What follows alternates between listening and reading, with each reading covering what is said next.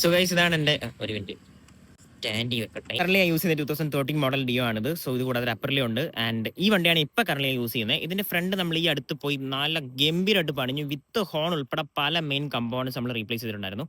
After that വണ്ടിയുടെ performance ഗംഭീരമായിട്ട് കൂടി ആൻഡ് ആക്സലറേഷൻ കിട്ടുന്നുണ്ടായിരുന്നു. ടോർക്ക് ഒക്കെ പക്കയായിരുന്നു. ആൻഡ് അതിനിടയ്ക്ക് നമ്മൾ രണ്ട് ടയറും മാറി. ഓക്കെ, സോ നല്ല ഫ്രണ്ടിലും ബാക്കിലും നല്ല ഗംഭീരമായിട്ട് ടയറും ആഡ് ചെയ്തു. സോ ടയർ കൂടെ മാറ്റി പുതിയത് ഇട്ടപ്പോഴേക്കും റൈഡിംഗ് കംഫോർട്ട് പക്കയായി.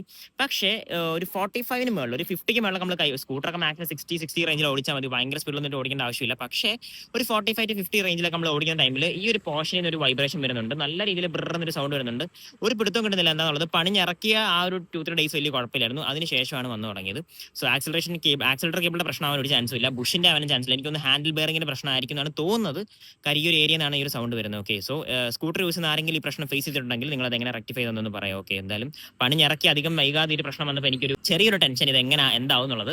എന്തെങ്കിലും വലിയ പ്രശ്നമാണ് നമുക്ക് അറിയത്തില്ല. സോ അല്ലെങ്കിൽ ചെറിയ ചെറിയ മൈന്യൂട്ട് ആയിട്ടുള്ള ഞാൻ പ്രശ്നങ്ങളാണ് നമുക്ക് ഈസി ആയിട്ട് റെക്ടിഫൈ ചെയ്യാൻ പറ്റും. നമ്മളിപ്പോൾ ഒരു 45 മുകളിൽ നമ്മൾ കൈ കൊടുത്ത് കയറുമ്പോൾ നല്ല സൂപ്പർ സൗണ്ട് ആണ്. ആൻഡ് അത് പിന്നെ അങ്ങോട്ട് പിന്നെയും കൈ കൊടുക്കുവാണെങ്കിൽ പിന്നെയും കൂടും. പിന്നെ നമുക്ക് കൈ കൊടുക്കാനും തോന്നത്തില്ല. അതുപോലത്തെ ഒരു സൗണ്ട് ആണ്.